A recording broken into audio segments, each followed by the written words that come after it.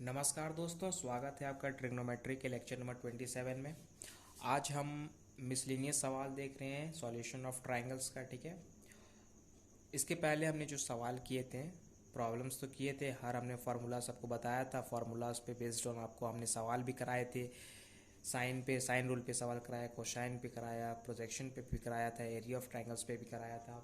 लेकिन अभी हम लोग क्या कर रहे हैं, हम लोग मिसलेनियस प्रॉब्लम्स कर रहे हैं। मतलब वहाँ पे हम लोग क्या था कि एक स्पेसिफाइड था कि आज हम लोग साइन रूल का ही सवाल देखेंगे या फिर आज हम कोसाइन रूल का ही सवाल देखेंगे। लेकिन यहाँ ऐसा नहीं है। यहाँ पे आपको सवाल दे दिए गए, 4 सवाल है और चारों जो है 4 फार्मूला पर बेस्ड ऑन है।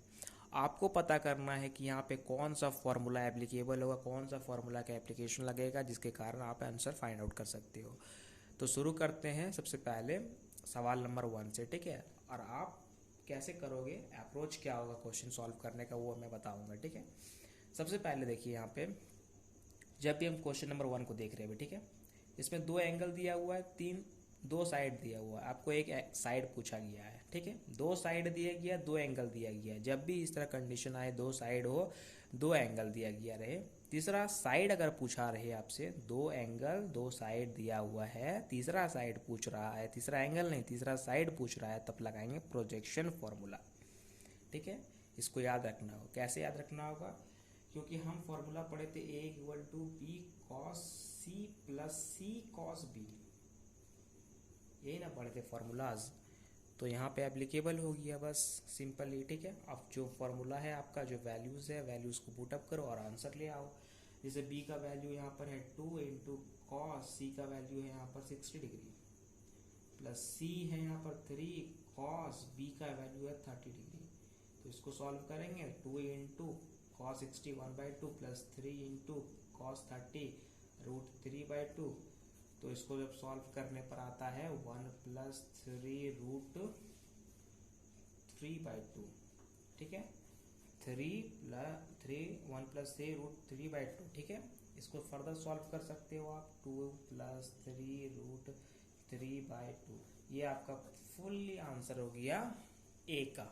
ठीक है, अगर आप यहाँ पे √3 का वैल्यू रख दोगे तो आपका और अच्छा से आ जाएगा। ठीक है, पूरा जो आपका एक परफेक्ट वैल्यूज होता है, परफेक्ट मैग्नीट्यूड जो होता है साइड का, वो मिल जाएगा। ठीक है, तो समझ में आया किस तरह से अप्रोच करेंगे हम क्वेश्चन को एज ए प्रोजेक्शन फार्मूलाज।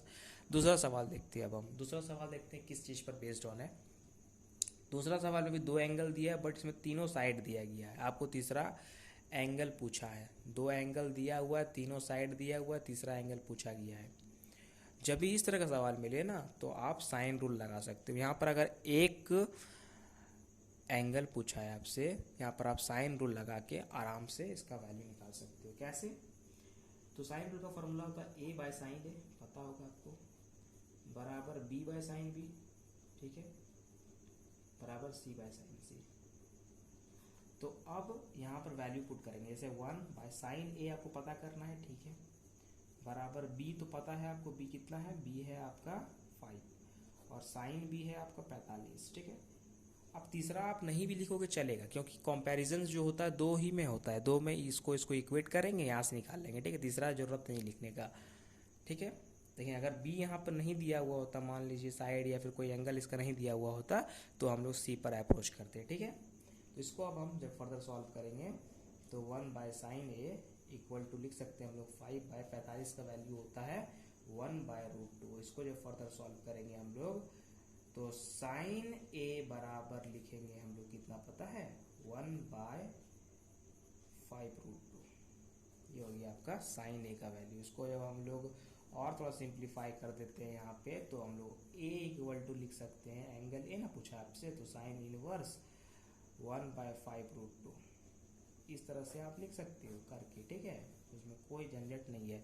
जब आप इन्वर्स पढ़ोगे तो आपको पता चलेगा कि इधर का जो समान होता है, मतलब इधर का जो पे रेशियोज होता है, उसको हम लोग उधर ले जाते हैं एज ए इन्वर्स के फॉर्म में। ठीक है, इस तरह से आप एंगल लिख सकते हो अगर आपको कोई स्पेसिफाइड एंगल, कोई भी स्पेसिफिक एंगल नहीं पूछा गया तो। ठीक है, क्योंकि इसका वैल्यू तो पता नहीं रहता कि हमको साइन ए बराबर इतना दे दिया तो इसका क्या डिग्री, कितना एंगल होगा, पता नहीं है था, इसलिए इसको हम इधर करके लिख सकते हैं। ये एंगल का परफेक्ट लिखने का तरीका यही होता है। अब हम लोग चलते हैं क्वेश्चन नंबर 3 पे। क्वेश्चन नंबर 3 पे कौन सा अप्रोच लगेगा, इसमें देखिए, इसमें प्रोजेक्शन देख लिए हम लोग, ठीक है, इसमें साइन भी देख लिए हम लोग, ठीक है। अब हम लोग देख रहे हैं तीसरा नंबर सवाल। इसमें ए बी सी दिया, सिर्फ साइड दिया, आपको एक एंगल पूछा गया, सिर्फ साइड दिया, एक एंगल पूछा गया, तो यहाँ पर आप सिंपल ही लगाओ कोसाइन रूल। कोसाइन रूल का फॉर्मूला भी आपको आ रहा होगा, कॉस ए इक्वल टू हम लिख सकते हैं B square plus C square minus A square by 2bc, बिल्कुल लिख सकते हैं। तो यहाँ से आप आराम से वैल्यूज पुटअप करो, 3 स्क्वायर प्लस 5 का स्क्वायर माइनस 2 का स्क्वायर बाय 2 इंटू 3 इंटू 5, तो हो जाएगा ये 9 प्लस 25 माइनस 4 बाय नीचे हो जाएगा 10 या 30। सिंपली सॉल्व हो जाएगा ये, आपको ऊपर भी 30 नीचे भी 30 आएगा, 30 कट के 1 आएगा, तो कॉस ए बराबर 1 आया। कॉस ए 1 कब होता है, जब ए इक्वल टू 0 डिग्री हो, है ना। जब थीटा 0 होगा तभी तो कॉस का वैल्यू 1 आता है। तो सिंपली देखा आपने कैसा सॉल्व हो गया ये, इस तरह से सॉल्व करते हैं, इस तरह से क्वेश्चन को अप्रोच देते हैं हम लोग, ठीक है। एक और लास्ट सवाल बचा है, 3 कर लिए तो एक पता ही होगा ये किसका सवाल होगा, ये एरिया ऑफ ट्राइंगल का सवाल है। आपको करस्पॉन्डिंग साइड्स दिया हुआ है, 2 साइड्स दिया हुआ है, सो करस्पॉन्डिंग एंगल दिया हुआ है। तो एरिया ऑफ ट्राइंगल आप क्या जानते हो, area of triangle equal to जानते हो आप half A B sine C, तो हाफ इंटू ए का वैल्यू 7 और बी का वैल्यू 4 गुना साइन 45 डिग्री, तो ये कटेगा 2 बार में, 7 दूनी 14 इंटू 1/√2। तो इसको आप देखोगे तो 14√2/2 लिख सकते हैं, इसको 7 बार में काटेगा तो एरिया आपका फाइनल निकल जाएगा 7√2 स्क्वायर यूनिट, या फिर स्क्वायर सेंटीमीटर, यूनिट भी लिख दी, मतलब जो भी आपका यूनिट है, सेंटीमीटर मीटर जो भी है वो लिख सकते हो आप, ठीक है। तो इस तरह से हम लोग क्वेश्चन का अप्रोच करते हैं, दिखाते हैं कि इस तरह से हमें क्वेश्चन सॉल्व करना चाहिए। मिसलिनियस सवाल आ जाए, क्योंकि आपको स्पेसिफाइड नहीं रहेगा कि कौन सा सवाल है, यहाँ पे कोसाइन रूल लगा है, साइन रूल लगा है, एरिया निकालना है, कौन सा लगाना है, आप क्वेश्चन को देख के पता कर सकते हो। उसमें जो आपको दिया गया है, जो आपको फाइंड करने दिया गया है और जो आपको गिवन डेटा है, उससे पता लगा सकते हो कौन सा फॉर्मूला यहाँ पे एप्लीकेबल होगा। तो यहाँ पे हम लोग सॉल्यूशन ऑफ ट्रायंगल्स आप कंप्लीट करते हैं, ठीक है, और आगे से हम लोग कुछ नया शुरू करेंगे अब, ठीक है, देखते हैं कल से। Thank you for watching.